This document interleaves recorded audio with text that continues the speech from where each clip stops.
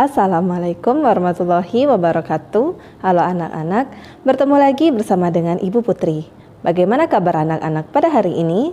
Semoga kita selalu diberikan kesehatan sehingga kita lebih semangat untuk mengikuti aktivitas hari ini dan tentunya lebih semangat untuk mengikuti pelajaran pada hari ini. Di video pembelajaran kali ini, Ibu akan menyampaikan materi pembelajaran untuk kelas 5, tema 4, subtema 1, pembelajaran 3. Namun sebelum kita memulai pelajaran kita pada hari ini, mari kita berdoa menurut agama dan kepercayaan kita masing-masing. Berdoa dimulai.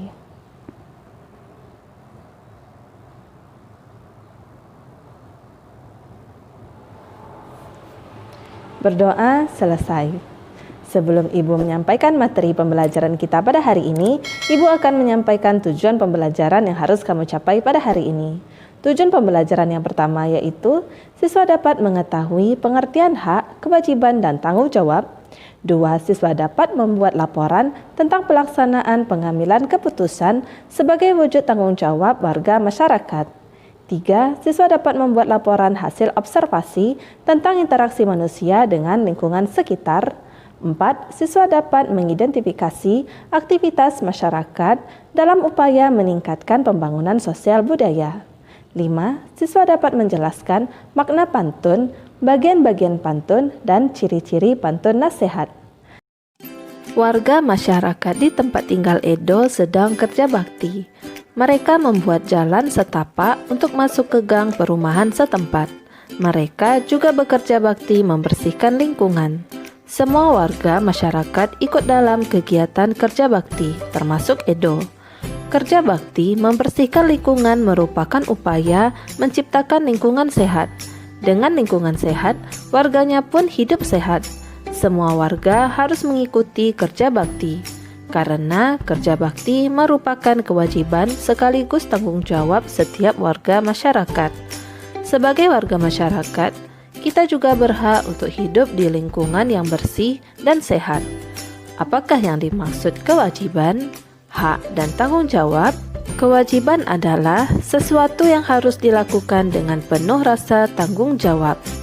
Hak adalah sesuatu yang mutlak menjadi milik seseorang dan penggunanya tergantung kepada orang yang bersangkutan.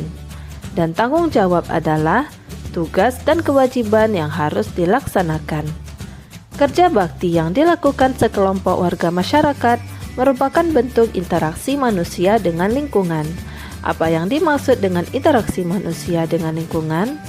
Apakah akibat dari interaksi manusia dengan lingkungan? Apakah interaksi sosial dapat menimbulkan persatuan dan juga perpecahan? Untuk memahami hal ini, perhatikan gambar berikut. Pada gambar pertama, ini adalah gambar interaksi antar individu, yaitu seorang ibu dengan anaknya. Pada gambar kedua, interaksi individu dengan kelompok. Ibu guru berbicara di depan murid-muridnya. Dan pada gambar ketiga, interaksi kelompok dengan kelompok yang ditunjukkan oleh dua tim sepak bola. Manusia hidup dalam lingkungan tertentu. Lingkungan adalah ruang yang ditempati oleh makhluk hidup dan benda tidak hidup. Kehidupan manusia tidak dapat dipisahkan dari lingkungannya, baik lingkungan alam maupun lingkungan sosial. Manusia tidak bisa hidup sendiri untuk memenuhi kebutuhan hidupnya.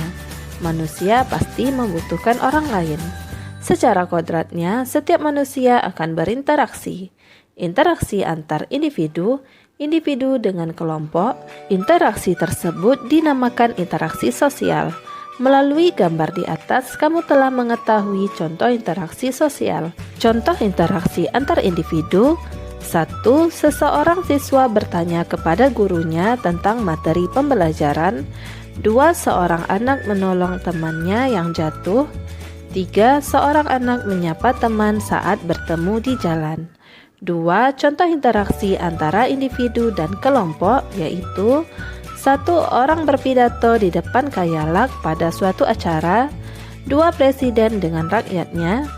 3. Ketua kelompok dengan anggotanya saat berdiskusi. 3. Contoh interaksi antar kelompok yaitu 1. Pertandingan basket antar sekolah. 2. Suatu kelompok melakukan presentasi di depan kelompok lain saat pembelajaran di kelas. Interaksi sosial penting dilakukan oleh setiap individu. Mengapa demikian? Karena dengan melakukan interaksi sosial, individu dapat mencukupi semua kebutuhan hidupnya. Contoh, saat kamu makan nasi, tentu nasi yang dimakan berasal dari beras. Beras berasal dari padi yang ditanam petani. Sebelum menjadi beras, padi digiling oleh orang lain. Bahkan nasi yang dimakan merupakan masakan orang lain. Selain untuk memenuhi kebutuhan hidup, interaksi juga merupakan sarana untuk mencapai tujuan bersama. Interaksi sosial tidak selamanya mengarah kepada kebersamaan atau persatuan. Oleh karena itu, interaksi sosial dibedakan menjadi dua, yaitu interaksi yang mengarah ke persatuan dan interaksi yang mengarah ke perpecahan.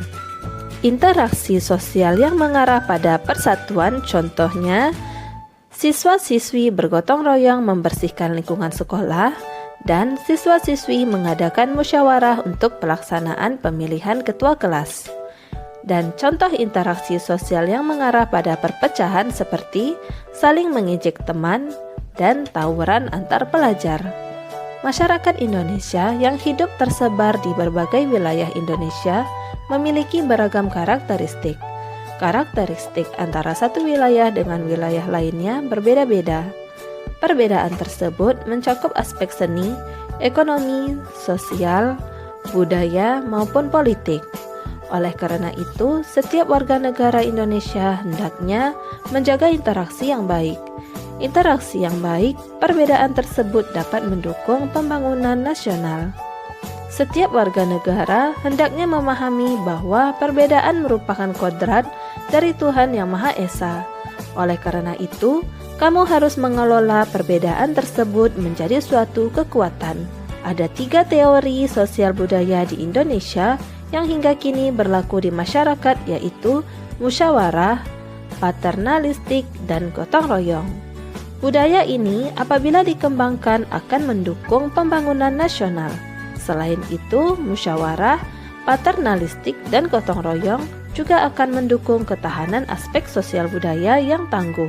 Upaya yang dilakukan warga masyarakat dalam meningkatkan pembangunan sosial budaya yaitu 1. Membudayakan semangat gotong royong, 2. Saling membantu dan tolong-menolong antar masyarakat yang membutuhkan, 3. Membiasakan musyawarah mufakat dalam mengambil keputusan demi kepentingan bersama, 4. Melestarikan dan memelihara budaya daerah, dan 5. Menjaga kerukunan antar anggota masyarakat. Warga masyarakat Indonesia harus bertanggung jawab dalam meningkatkan pengalaman sosial budaya. Dengan demikian, setiap individu memiliki tanggung jawab yang sama. Tanggung jawab tersebut diantaranya menjaga kebersihan, ketertiban, dan keamanan lingkungan. Di sini dapat disimpulkan bahwa kekuatan masyarakat terletak pada ikatan kerjasama. Pentingnya kerjasama dalam masyarakat dapat diungkapkan dengan sebuah pantun. Pantun berikut ini memudahkan untuk mengingatnya. Turun ke payah memetik kangkung, hati senang dibantu si dia. Bergotong royong penduduk sekampung, hasil mufakat hidup bahagia. Masih banyak contoh pantun yang mengandung nasihat, terutama tentang pentingnya kerjasama dan mufakat dalam masyarakat. Simaklah contoh pantun berikut. Merah muda baju si bibi, di tangannya ada bayam seikat. Masalah warga datang bertubi, berkumpullah untuk mufakat. Pantun di atas sangat bermakna. Maknanya adalah setiap manusia hendaknya menyisakan waktu untuk berkumpul bersama warga kampungnya. Berkumpul untuk membicarakan masalah bersama hingga mencapai mufakat. Untuk lebih memahami pantun yang berisi nasihat, lakukan kegiatan berikut. Pantun yang mengandung nasihat seperti bunga mawar, bunga melati, kala dicium harum baunya.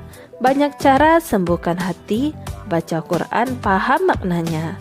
Makna atau arti pantun tersebut yaitu seseorang yang sedang sedih memiliki masalah atau penyakit dalam hatinya. Salah satu obatnya adalah dengan membaca Al-Quran. Apakah kamu pernah mengikuti rapat warga 1 RT atau 1 RW? Jika belum pernah, mungkin orang tuamu pernah. Tanyakan kepada orang tuamu, coba amati atau tanyakan pelaksanaan rapat tersebut. Apa yang dibahas dalam rapat itu? Apa hasil dari rapat itu? Sudahkah warga masyarakat melaksanakan tanggung jawabnya dengan baik? Pokok-pokok pembahasan rapat masalah kerja bakti. Hasil rapat 1. Untuk mencegah perkembangannya penyakit demam berdarah, warga diharapkan untuk melaksanakan kerja bakti membersihkan saluran air di depan rumah masing-masing dan sepanjang jalan raya Wijaya Kusuma khususnya di RT 0107.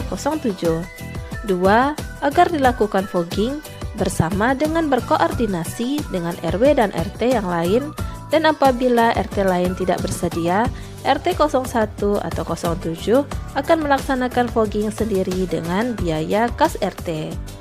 Sudahkah warga masyarakat melaksanakan tanggung jawabnya dengan baik? Ya, karena kebersihan lingkungan sekitar merupakan tanggung jawab masyarakat bersama. Warga telah sadar akan tanggung jawab sebagai warga masyarakat. Hal ini ditunjukkan warga masyarakat di tempat tinggal Edo. Mereka telah melaksanakan kesepakatan bersama. Kesepakatan tersebut yaitu kerja bakti membuat jalan setapak sepanjang 6 km. Dengan semangat kerjasama, pekerjaan menjadi ringan dan cepat selesai. Kancil lari tidak terkejar, rusa lari sambil berputar. Sekarang kita mulai belajar supaya jadi anak yang pintar. Demikianlah materi yang dapat Ibu sampaikan pada hari ini. Semoga apa yang telah Ibu sampaikan pada hari ini dapat bermanfaat untuk dirimu dan menambah ilmu pengetahuanmu. Jika dalam penyampaian materi ada tutur kata Ibu yang kurang berkenan, Ibu mohon maaf. Akhir kata, wassalamualaikum warahmatullahi wabarakatuh.